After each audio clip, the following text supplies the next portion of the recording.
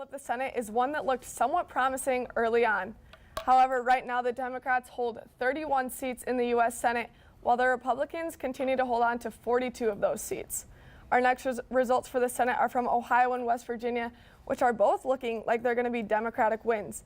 In Missouri, Republican Josh Hawley is defeating Claire McCaskill.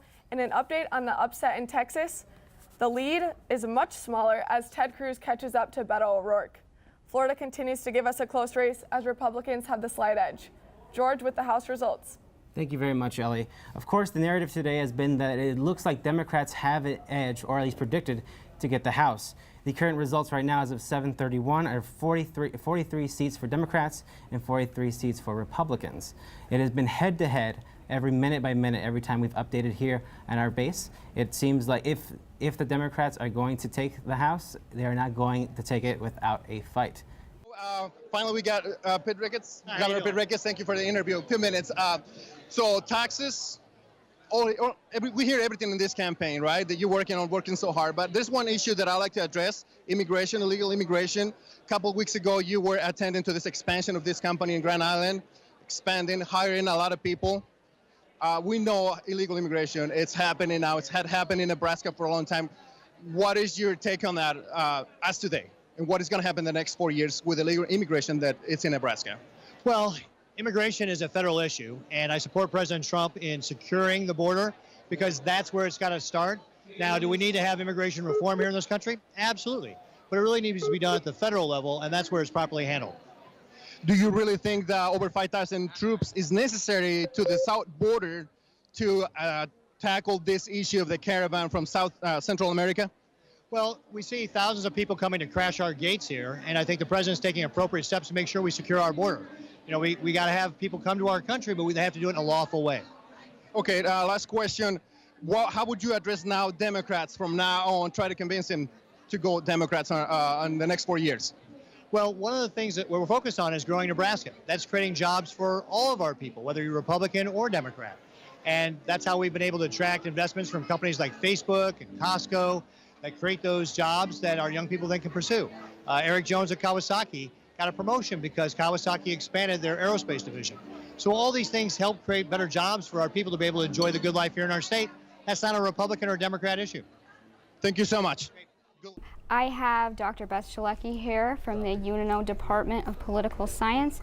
We're going to discuss foreign policy and international relations. Dr. Shalecki, how are you doing tonight? I'm fine. Thank you for having me on the show. So regarding Russia's alleged involvement in the 2016 election, what kind of effects do you think these alleged incidents might have on the results of this election? Well, I think what happens when you allege that anybody is interfering with an election, I think you're going to see people being dissuaded from voting. A lot of money on a campaign. Now, on a smaller campaign like a local one like that, what is the typical amount of money someone may spend when they're running? For a legislative campaign, I'd say typically 100,000 total, but some of these races have gone well beyond that. It kind of inspired voters to get out and vote for this time. So we're actually going to stop in at the Don Bacon event where reporter Simon Ristow is joining us live. Joe and Mallory, as you can see, we're pretty crowded here now. Lots of people have been filing in. Some cool characters. There was a guy wearing a United States suit. There was a guy dressed as a piece of bacon. Lots of fun things going on here. People having a good time, conversing, eating food, and just an update on the results for the Bacon-Eastman election. In Douglas County, it seems that just over 50,000 votes have been counted, and about 51.1% of those are for Bacon. So he is leading in Douglas County, and for Sarpy County, just about 14,000 votes have been counted, and Bacon is leading in that county as well, 65.7%. So he is in the lead as these early results come in, but we'll get more updates to you coming soon. Joan Mallory? Thanks, Mallory. Well, as we continue to wrap up the National Senate results from tonight, we're seeing that the Republicans are going to have control over the Senate, as they just won their 50th Senate seat, and guys, 50 is what they needed. Republicans, like I said, currently have control over 50 seats, while the Democrats have 38 of those. So no surprise here, even though the Democrats did gain quite a few seats tonight, The Republican control can be attributed to the fact that a large number of today's Senate races were in Trump-favoring states, just as we talked about earlier. And a final report on our most competitive race tonight down in Texas, where Republican Ted Cruz is officially our projected winner. I'll hand it over to George with the results from the House. Ellie, thank you very much. For our final check-in here for the House race, well, it's certainly not over. It does appear that Democrats will take the House.